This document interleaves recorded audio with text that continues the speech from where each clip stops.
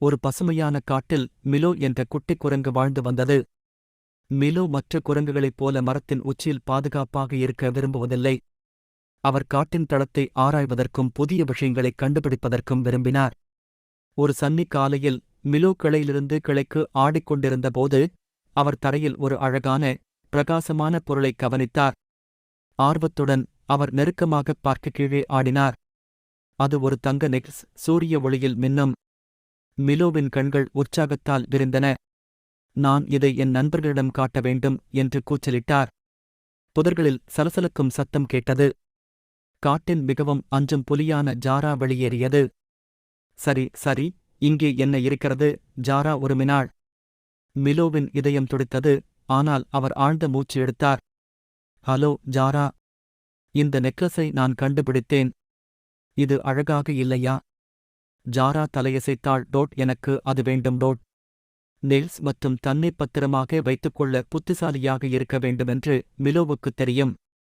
ஜாரா, இந்த நெக்லஸ் உங்களுக்கு அழகாக இருக்கும். ஆனால் நான் அதைக் கண்டுபிடித்தேன். அது எனக்குச் சொந்தமானது. நாம் எப்படி ஒப்பந்தம் செய்வது? ஜாரா கண்களைச் சுருக்கினாள். என்ன மாதிரியான ஒப்பந்தம்?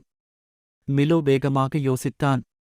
இதை வைத்துக்கொள்ள என்னை அனுமதித்தால் இன்னும் அழகான பொக்கிஷத்தை நான் உனக்கு கண்டுபிடிப்பேன் ஜாரா சந்தேகமடைந்தார், ஆனால் ஆர்வமாக இருந்தார்.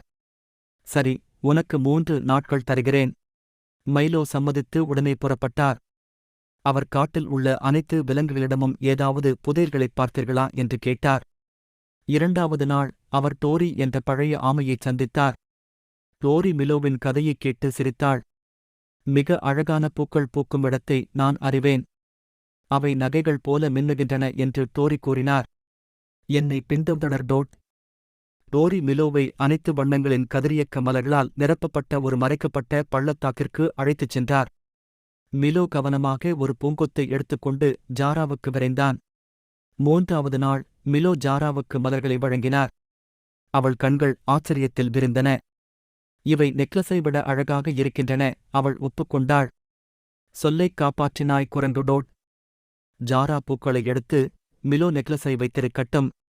மைலோ டோரிக்கு நன்றி கூறிவிட்டு அவனது துணிச்சலும் புத்திசாலித்தனமும் கண்டு வியந்து அவனது நண்பர்களிடம் திரும்பினான்.